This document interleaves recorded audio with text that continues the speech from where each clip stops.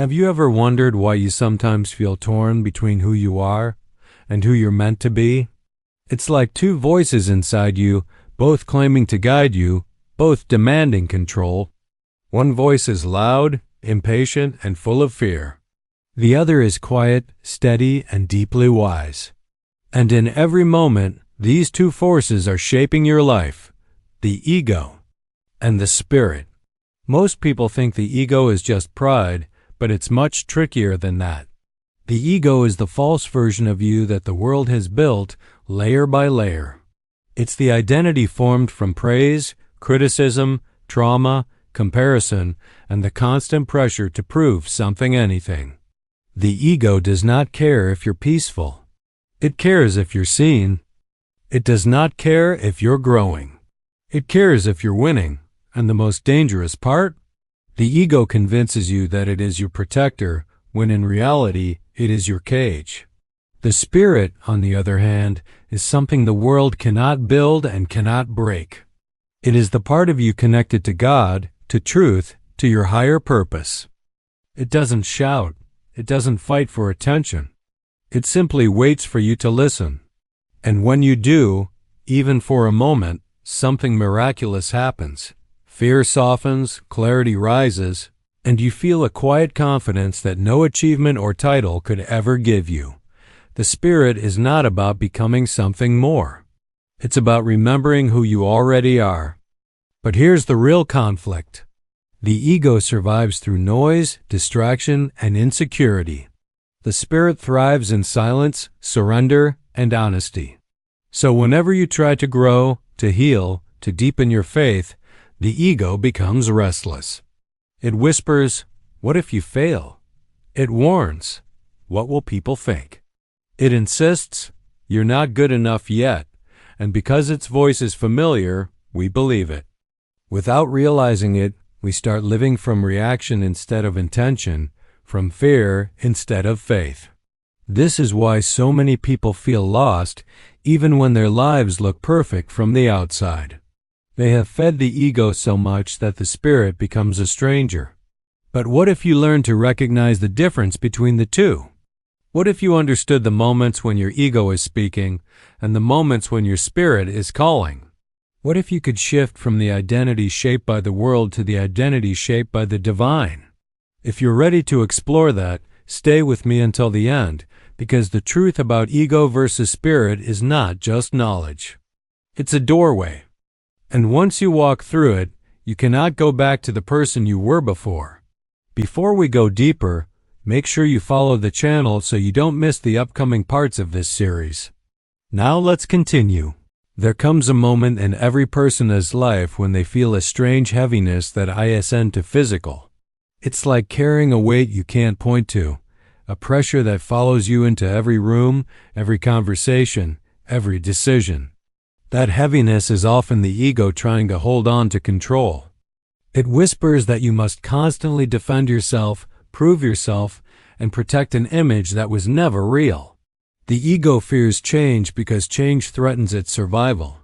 So it convinces you that you must stay the way you are, even when that version of you is hurting. But the spirit is different.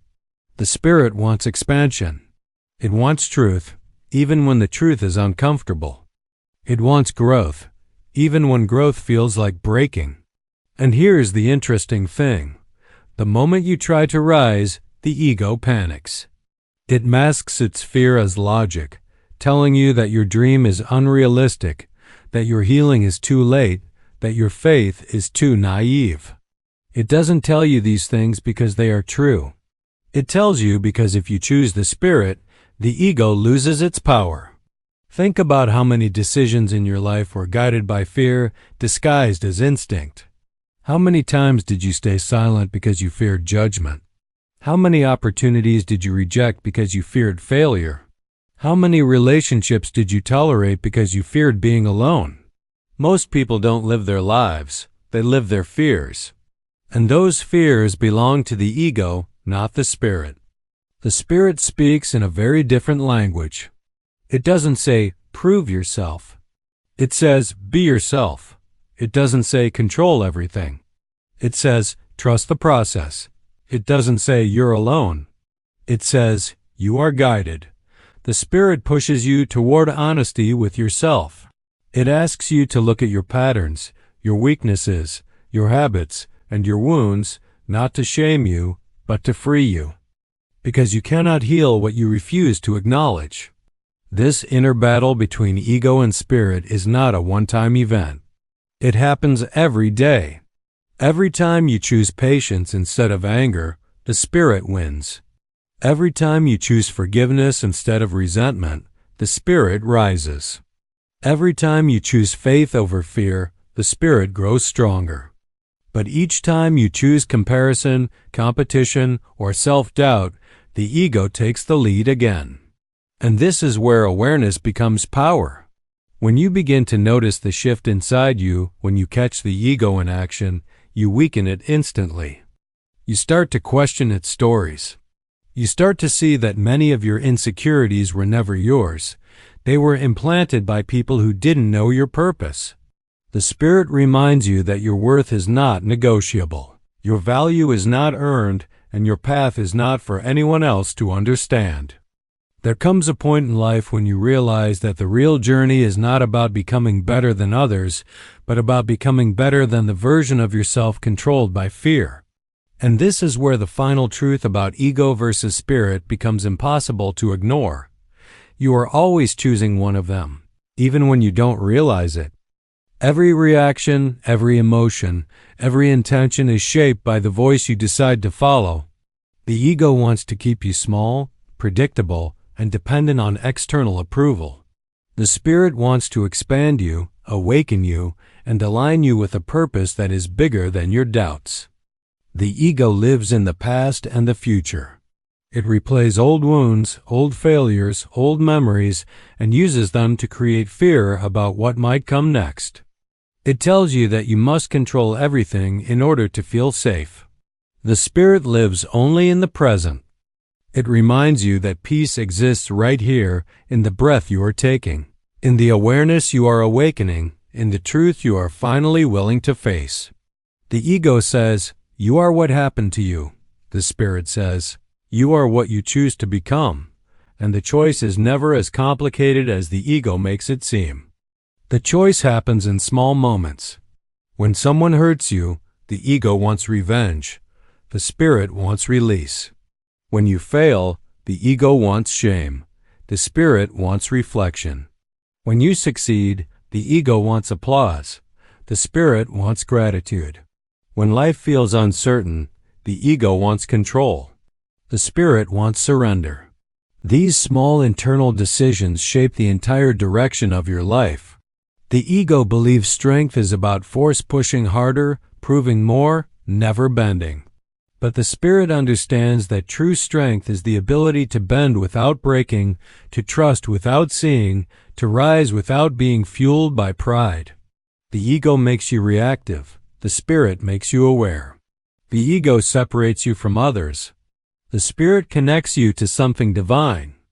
And when you begin to live from that connection, you stop searching for meaning in possessions, achievements, and approval. You begin to realize that meaning comes from alignment, intention, and faith. Faith becomes the bridge between who you are and who you are meant to be. It's the moment you choose to trust the unseen over the noisy voice of fear. It's when you understand that God's guidance does not speak to your ego, it speaks to your spirit. The ego wants quick answers. The spirit understands divine timing. The ego questions everything. The spirit listens. The ego sees obstacles. The spirit sees preparation. And maybe that's why you're here right now, listening to these words. Maybe a part of you is tired of fighting battles that bring no peace, tired of carrying weights that were never yours, tired of living in fear when your soul is craving freedom. The real journey begins when you are brave enough to choose the voice within you that leads to truth. If this message touched something inside you, don't forget to follow the channel so we can continue this journey together, one step, one breath, and one awakening at a time. There is a moment in every spiritual journey when you begin to realize that most of your suffering does not come from the world outside, but from the war happening inside you. The ego creates this war by constantly comparing, constantly craving, constantly fearing. It looks at the success of others and feels threatened. It looks at love and wonders if it will be lost. It looks at mistakes and turns them into identities. The ego cannot live without conflict because conflict keeps it alive. And so it creates an endless cycle of not enough, convincing you that peace is something you must earn rather than something you already carry. But the spirit knows a truth the ego refuses to accept. Peace is your natural state. The spirit does not compete with anyone. It connects. It does not chase validation. It radiates authenticity. It does not cling to pain. It seeks meaning in it.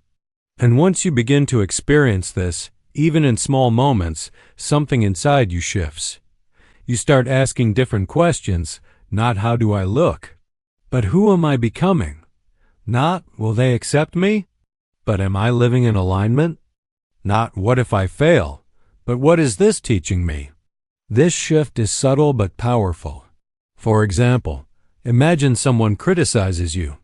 The ego reacts instantly. Defending, explaining, justifying. The spirit pauses and listens, not to absorb the negativity, but to understand whether the moment holds a lesson. Or imagine you feel jealousy. The ego uses jealousy to remind you of your limits. The spirit uses it to reveal your desires. The ego sees others as threats. The spirit sees them as reminders of what is possible. The difference between the two voices becomes clearer when life becomes difficult. In pain, the ego says, "You are alone. You are weak. You can't handle this." But the spirit says, "You are growing. You are supported. You are becoming stronger through this." In uncertainty, the ego panics. The spirit trusts. In endings, the ego clings. The spirit understands that what is leaving is making space for what is coming. And this is where faith becomes more than a belief, it becomes a way of living. Faith is choosing the spirit even when the ego screams louder. Faith is trusting that there is a purpose in your journey even when you can't see the full path. Faith is understanding that God does not guide the ego, He guides the spirit. The ego demands proof, but the spirit moves with conviction. If you've ever felt lost, it's not because your spirit lost its way. It's because the ego became too loud. But the moment you turn inward, even in the smallest way, the spirit responds instantly. It doesn't matter how long you've been away from yourself. The connection is still there, waiting.